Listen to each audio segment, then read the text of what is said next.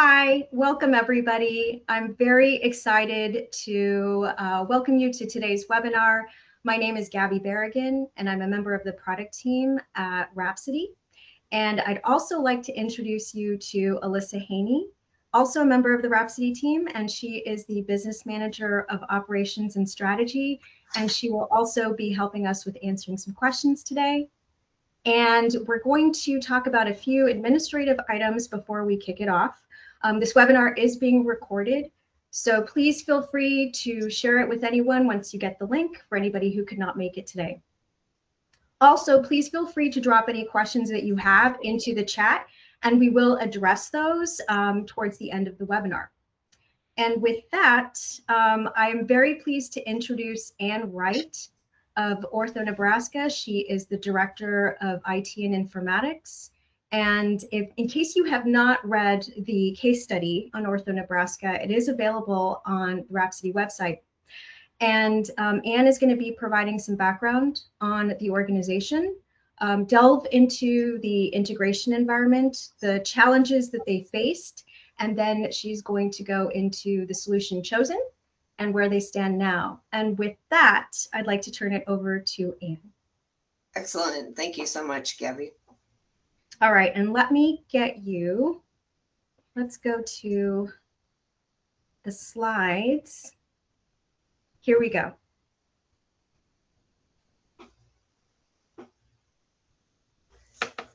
There you go. Excellent. Thank you so much. So as Gabby had introduced, my name is Ann Wright. I am a nurse by trade. I entered into the informatics realm about 20 years ago and have been working and supporting EMRs and clinical applications since that point. Little bit of update about who is OrthoNebraska. So we are a select musculoskeletal care system in southeastern Nebraska. We are primarily located in Omaha, but we are expanding and growing. We have some locations in Western Iowa also. We are actively seeing 16,500 surgical patients annually. Our clinic visits are well over 152,000, and we also have a lot of physical therapy clinics that are embedded within our clinics. And so, like the numbers show there, about 145,000 PT visits also. So in conjunction, as you know, with musculoskeletal, you also have to have your diagnostic imaging that we connect to care for our patients. So we do have a kind of a unique situation where we do have a 24-hour orthopedic hospital and an emergency department. So the emergency department is a full-fledged emergency department. So it doesn't only care for musculoskeletal, but it is a pathway into direct care with our patients. Gabby, on to the next maybe. Excellent. Okay. So our integration environment. So we are I would say kind of a medium-sized institution. So it's not small, but it's not large. So our EMR system itself is hosted, and it's a shared model hosted out of Kansas City. So when we went live with that 11 years ago, it came fully baked with a mini engine, as I would say, but it was controlled by the vendor. There was some limiting factors in the amount of message types, the message modifications that you could do. It just wasn't really a true interface engine that would allow us to do maybe everything and all the connections that we wanted to do at that time. So that was about 11 years ago, and we noticed reasonably quick into the process of the hosted model and shared services with an EMR vendor is that we are on their time schedules, we on their time commitments with their staffing models and whatnot. So as I said, over the last 11 years that I've been with the organization, we have been nothing but growing and adding technology, adding staff, and adding locations. And therefore, as you know that as you're adding technology, you're needing to add integrations. Just so that all the systems talk, because the goal is to have a single source of truth, be able to make business decisions, clinical decisions, and the only way that you can do that is if all your systems are talking with each other. So The limitation that we had with our current EMR was that there was gaps. We could not see when our interfaces were down. There were delayed in response times for the vendor notifying us, and then us, the impact to our workload. Then we're having to either try to replay messages, and some of the interfaces, as you guys probably know, some interfaces maybe silently work in the background and go down for days and nobody knows that they're down. And then there was limitations on how long the vendor would actually maintain the messages. So it wasn't like, well, let's just replay the last 30 days of messages to catch ourselves up. That really wasn't an option for us. So most of the time, so the troubleshooting was hard when things were broken. We were brokering between the vendors to try to determine what was broken and see what we could fix. And obviously the major limiting factor for us was the time to integration. When I say it was a 9 month for an ADT integration, that's not exaggerating. That's probably actually giving the benefit of the doubt to the vendor, because again, we were at the mercy of their staffing models and their priorities. And so it was such a struggle for us to bring up new things and integrate new things. And so really the transparency was the first beginning of the discussions within my senior leadership to say, why is this happening? And admittedly at the time, the vendor that we were working with had more of an unstable environment. So the interfaces were going down more often. We didn't know what was going on. So it kind of felt like we were living in chaos at that time.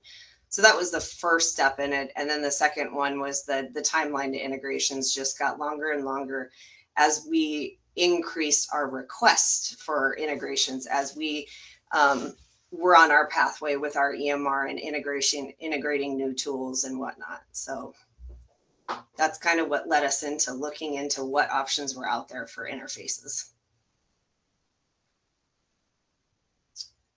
So we went to market to look at our options.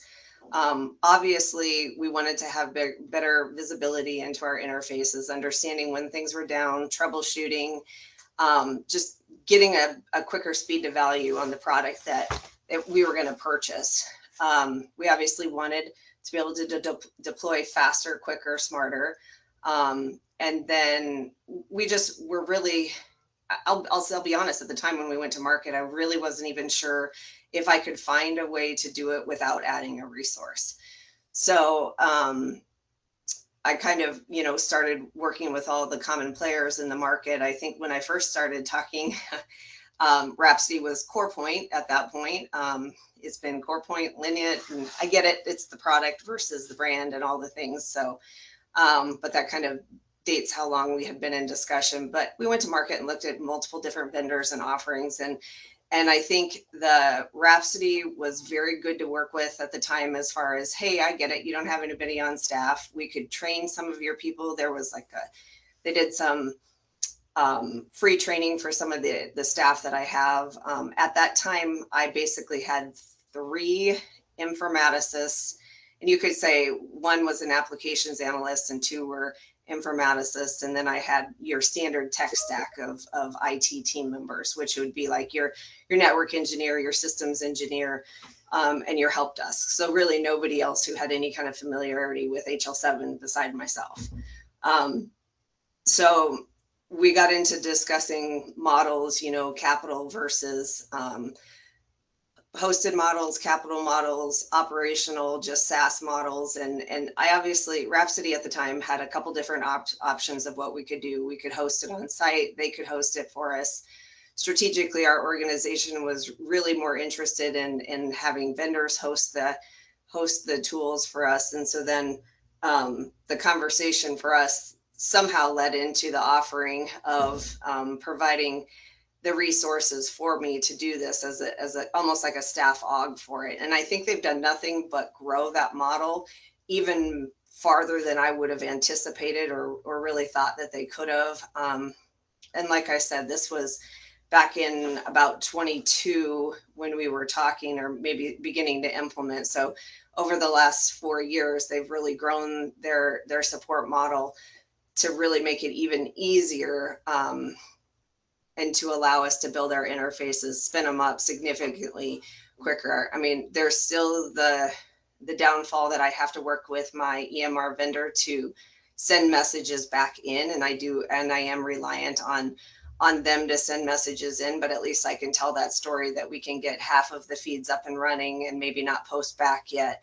until a later date. But it's just such a better story to tell now that I can spin up interfaces significantly faster. And it's interesting, when I was talking to the ladies about just having this presentation and conversation, it was, I said, I kind of actually forgot, obviously have short-term memory issues, because I said, actually don't even remember how painful it was before. And then I start thinking about it. I'm like, oh yeah, I don't want to go back to the fact of begging for an ADT interface to be stood up and waiting 9 months and really delaying projects and delaying success of projects of the organization.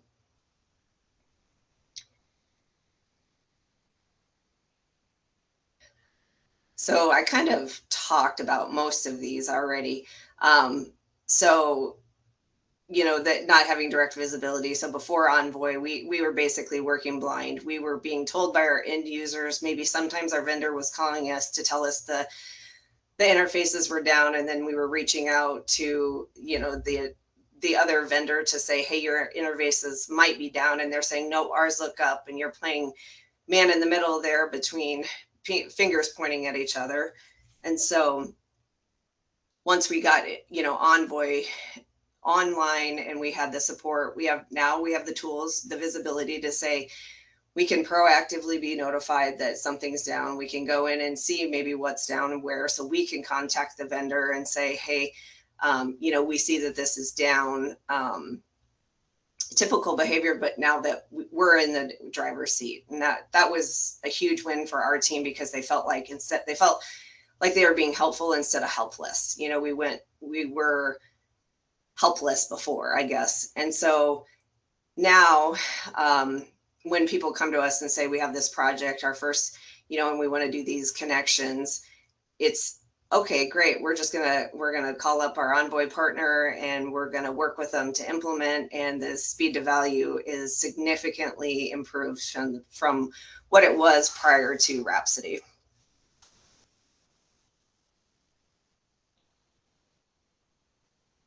Is this back to you, Gabby, or do you want me to give a little context on this? Yeah, so I think it would be helpful to address just at a very high level where you are now, and then I'll dig a little deeper with some questions coming up. Yep, absolutely.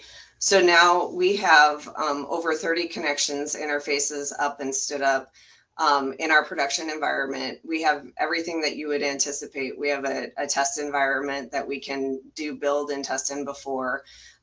We have what they call is a wide open feed from our EMR to us, feeding us all the data and all the information we want into Rhapsody, so then we can bifurcate it and send it out to whoever we want. So again, like we're talking about standard ADTs or SIUs or any kind of simple integration messages that we want to send out, we can stand that almost up in the same day. It's a matter of submitting a request to Rhapsody to have that ADT spun up and direct it to, you know, point A, point B, or C. Obviously, you know, a lot of times with interface engines, a lot of the time will come with they will come with a VPN setup, and a lot of times, sometimes getting VPN stood up between vendors is the biggest pain, rather than the actual ADT or HL7 build itself. So, but once the VPNs are stood up, we can have a same day turnaround for a lot of interface builds, since we have all the data coming into that. And as you said, I did it without adding any kind of FTE. I have the Envoy staff, who is a staff aug to me. I mean, I think of them as only an extension of our team.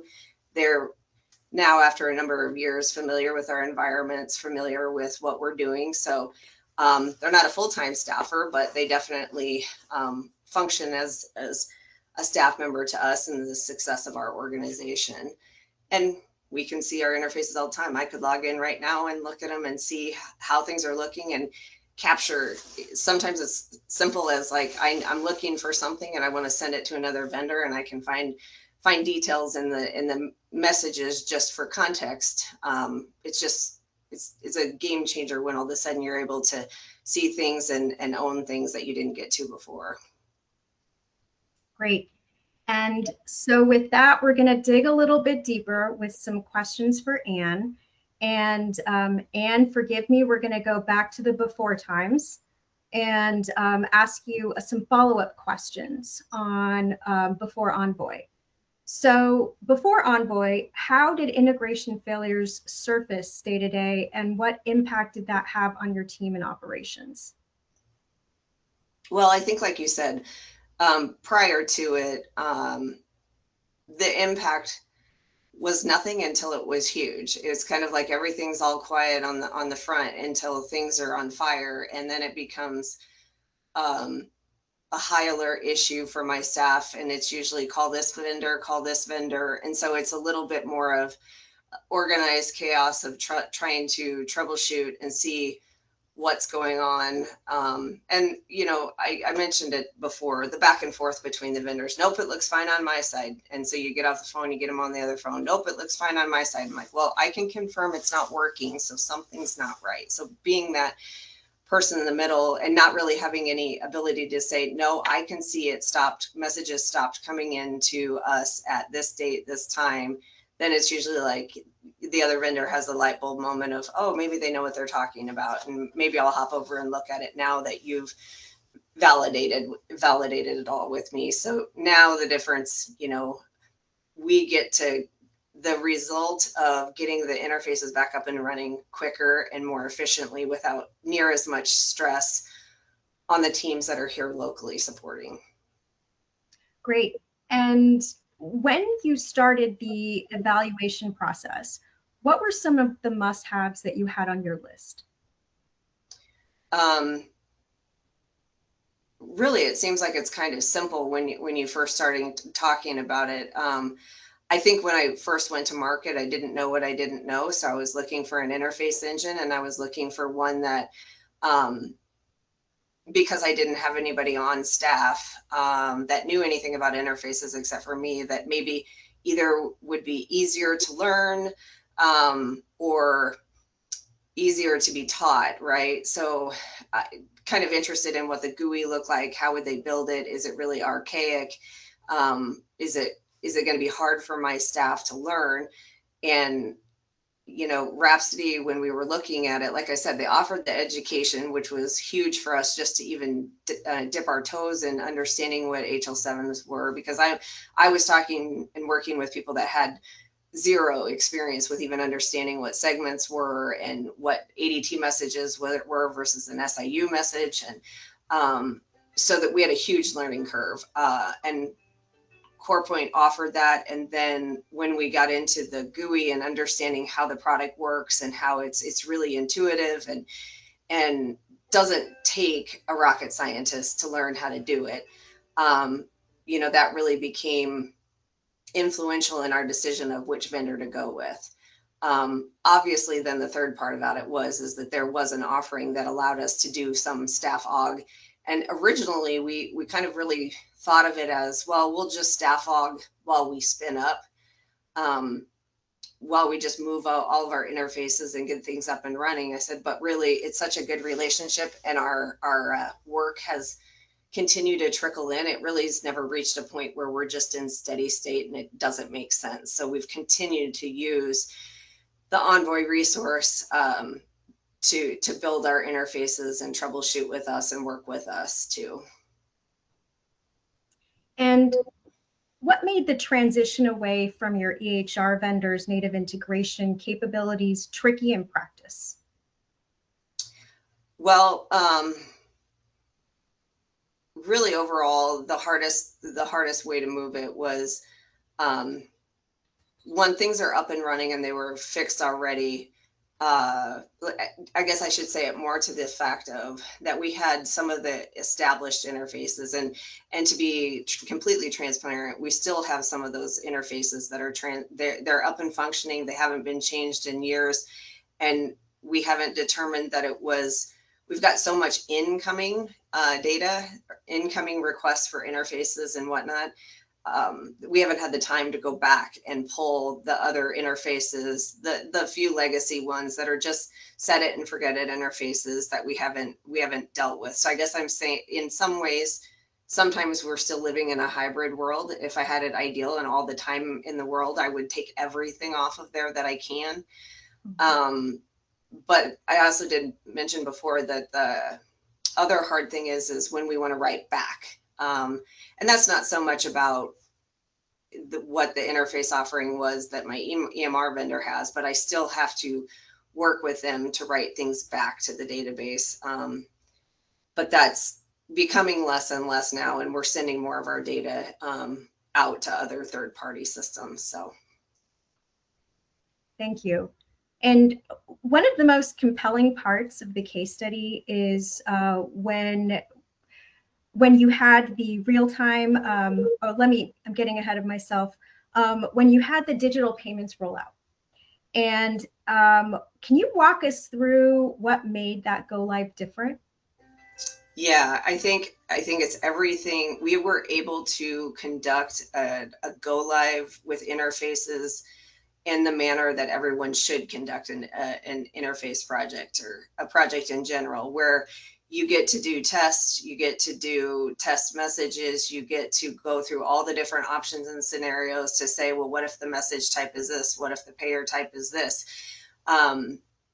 We were able to do all that preemptive testing transparently within our Rhapsody test system. And so then when we flipped it over to production, it was a really smooth transition because we had already, we'd gone over the hurdles and the bumps, and our end users didn't have to go through that because we were able to do it as a project team and successfully then roll out the interfaces to the digital payments without really, it's seamless to the end user.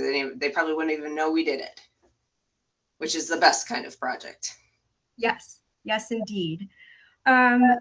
So for anyone in the audience who hasn't lived it, can you explain what ADT validation looks like and just go into a little bit more detail about why that visibility was so important? Yeah, so whenever you're validating an ADT and admit, discharge, and transfer message type, if you're bringing over 15 fields, first name, last name, date of birth, address, you see them in the message type, and then you're sending them to your vendor or sending them to your EMR. Let's just use an EMR as an example. Could be you want to validate that all 15 of those fields landed in the appropriate fields that you wanted to within the receiving system. So like I said, you want to validate different types of messages and different scenarios where maybe you do an update. So I first sent over a message type for a patient, and then I say, oh, I forgot to change I had the wrong birth date. So then you do a birth date change and you send the message over. So you're confirming then in the receiving system that all the messages that you're sending are being received appropriately.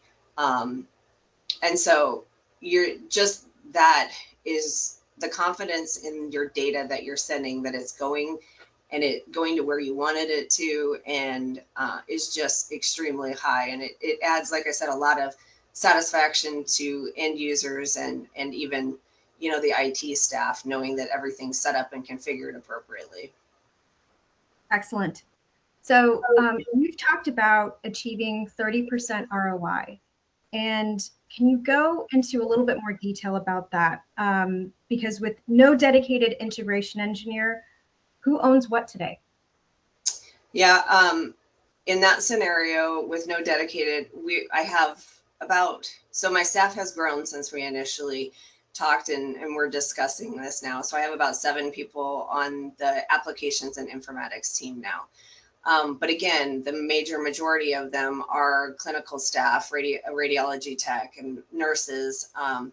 And so again, nobody who has true HL7 knowledge. So it's kind of almost aligned with the applications that they have. And if they have applications that are assigned to them, they have the knowledge, each of those analysts have the knowledge that they can go in and see if their interfaces are working. If they're running, are they start and stop, right? We can start and stop them, see if that's refreshed, or we can tell quickly. So each of that little piece of validation and verifying lies within the owners of the applications. And then they would reach out to the vendors to talk to them about, adjusting, if you just need to bounce a server, just let them know. They need to plan for downtimes and whatnot. So that's kind of more aligned with the applications that the team supports now. And then new build, like I said, new build is aligning still with our Envoy resource. And so we're able to spread out the wealth and the knowledge of the system across the 7 team members. And there's not any one person, which is also a benefit to the team in general, that we don't have just one knowledge point of that person who knows Rhapsody. I have 4 analysts now who probably are reasonably confident in feeling like they can call, they can troubleshoot, and then they sit on all the calls about net new builds that we're going to do to transfer that knowledge over to our Envoy resource. And any detail that you'd like to add about the 30% ROI achievement? Well, I think that comes of our speed to value with spinning up applications. When you sign for a contract to start using a product for whatever reason, usually you purchase a product because it's going to add value to your organization. The concept of alone getting something spun up in a day versus 9 months with something is so simple. That's just a huge value add to the organization. But larger than just my little world that we're living in, it gets the entire project complete sooner. So then that's where you're adding value to the organization. Some of the other value that we added was, of course, I wasn't paying my EMR vendor anymore for those other, for the support on those other interfaces. So I got a value add that I took some away, some of the technology away from our previous contract, put it into the Rhapsody contract, and then plus I get to spin up projects faster. And as I was calculating the long-term ROI of what we were paying from time and dollar amount to the EMR, it flipped within the first 4 years of it was cheaper, smarter for us to be on our own interface engine with our own resource to get things done faster than it was for us to stay and continue to do it the old-fashioned way with the vendor and their process and their staff.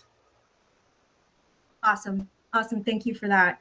And before we go to audience questions, I have one more for you. If you were advising a peer, a similar sized provider, what would you tell them? Advising them specifically about interface engines. I mean, obviously I would advise them at first. I'm absolutely biased at this point, but I always think you need to do your due diligence and compare products, asking them what problem are they truly solving for, and what kind of staffing model do they have to support it? Because I think different tools can work different ways for different people. But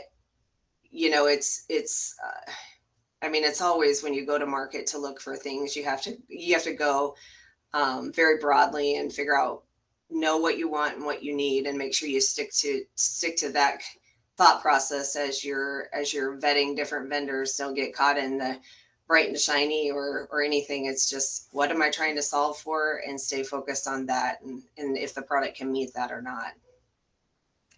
That's great. Very good guidance. And with that, we're going to turn it over to some audience questions. So, okay, here we go. Here is our first question. How did you handle the transition period? And were there integrations running on the old model and the new model at the same time? How did you manage that? Yeah, there was, and there still are. You manage it by, it was funny, we have an interface map, and we just start looking at it to maintain current state, where we're going to, which which tool is it running through, just as a level set for us, because 6 months from now you might forget, and we're all referencing that interface map all the time to say where are our interfaces, who's connected to who. So I really think it's a lot about making sure that you document internally to make sure that you guys have it somewhere where you can find it and reference it later. But really, a lot of that foundation starts from understanding where you are today, even before you start the project, documenting that, and then identifying, okay, now we've got this one moved, and now it's on Rhapsody, and now we're going to move this one, or we have a net new, and we're going to add it to that interface map so that we know where our data is and what it's touching and what it's going through. Okay, and I also have another question that someone brought to me internally. What does your monitoring look like on your end now? So do you have a dashboard that your team checks, alerts that come to specific people, or something else? Yep, we have both. So we have it set up that we have a dashboard that we can log into to see, and it's like you said, it's kind of a brief, easy dashboard that you can look at. It's almost like if it's green, it's good. It's red, it's bad. If it's yellow, might be troubles. But it's a dashboard that you can get in and look at real quickly to find out which one of your interfaces is maybe on life support and needs some help. And then as far as we do get email alerts and notifications when things are down and broken. And a lot of times that then transfers into, if we get notified that the Rhapsody side is down, it's usually kind of, is it one interface at Rhapsody or is it more than one? So is it a Rhapsody problem or is it your vendor problem? So once you identify that it's the vendor problem, then you get on the phone and you contact the vendor. And a lot of times you have to ask Rhapsody, that we'll start and restop our interfaces on our own, or maybe even have to bounce them completely. So. Okay. And let's see. So I have another question for you that goes back to the ROI conversation. How did you frame that with your leadership team prior to moving forward with Envoy? Yeah, it goes back to, like I was talking about, as far as my annual spend that I had to date with just the maintenance of the current system that I was on. So what was I paying annually for that? Then what were the net new interfaces that were coming down the line, and what was the EMR vendor charging us for those net new interfaces, which typically at that time it was a capital charge, and then there was an operational charge that went with it. So estimating the year-over-year growth that we were anticipating with the interfaces, I just added that on to my operational costs, and then really just drew it out over a time of, okay, this is what it would cost us for Rhapsody, and then here is the comparison to what we're paying today. So 10 years down the road, this is what we're going to be paying for EMR and their support. And 10 years down the road, this is what we're going to be paying for Rhapsody. And that was where it told the story in itself of financially, even if it was a net zero, like a net neutral move, we still had the benefits of being able to see and interact and do all the things that we're talking about. But even at the end of it, it ended up being a financial win for us also. Okay. Thank you. Yep. And looking back, is there anything differently you would do in the RFP process or implementation phase if you were starting over? The only thing I probably would have, logically, what I would have looked at if I had, this is all perfect world scenario. I would have maybe asked for the more Envoy resources to maybe go a little faster. But I don't know that we would have been able to. That's why I say, like, this is me being maybe unrealistic, but like ideally, I wish I had more time and more resources for us to throw into getting off of some of the other interfaces. But again, that's, you either do it incrementally as you have the time and the dollars, or you push it all first and like I said, since it's hard to justify the cost when it's really not causing you any problems, it's just sitting there. So, Okay. Thank you. yep. And let's see, just looking here on additional ones. Can you talk a little bit about the human factor with your team and how their day-to-day changed once Envoy had been implemented? Yeah, that's probably actually one of the easier ones to talk about, just given the fact of having clinical staff working for me who have a strong desire to serve their customers, get things resolved, be helpful, and have themselves in situations where they didn't even understand what was going on, didn't know how to get help, and a lot of times weren't getting help from the vendors when it came to pointing fingers at each other. So, like I said, they felt like they were trying to herd cats that didn't want to be herded.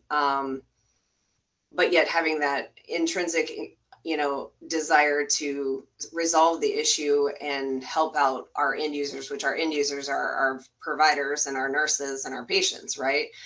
Mm-hmm. So their anxiety levels would go up quite high when things weren't working well, and trying to find out what's going on and, translate to people. And so then once it became, they're not translating so much as they're saying, nope, this is what I'm looking at and this is what I'm seeing, and can give direction to vendors to resolve the problems quicker and faster, that, you just see the weight lift off of them because they have some ability to control it and interact with it and get things resolved quicker. So they're happy. I mean, they're all extremely happy to have the tools now. Now, they were nervous at first, right? Because anybody who's on this call that's listened to me talk about HL7s and ADTs and SIUs, I got a lot of blank stares at first of like, I'm not sure what you're talking about, which is completely fair, but they feel a lot better now.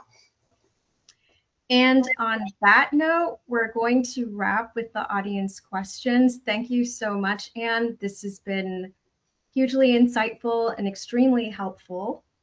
And so I really want to just give a shout out to Ann and the OrthoNebraska team for all of their feedback, and especially for Ann's time today. Thank you so much. Thanks for having me.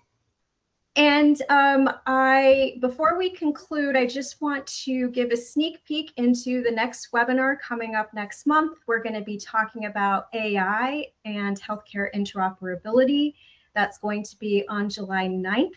And you can take an image of the QR code to start your registration process. We're going to have a panelist of Rhapsody team members who are not only going to talk about healthcare interoperability and AI, but also provide a demo of Rhapsody Axon. You will not want to miss that. So with that, we're going to conclude today. And thank you everyone for joining. As a reminder, we will be sharing the recording link with you, and we really appreciate your time today. So thanks for dropping by. Have a great day. Thank you.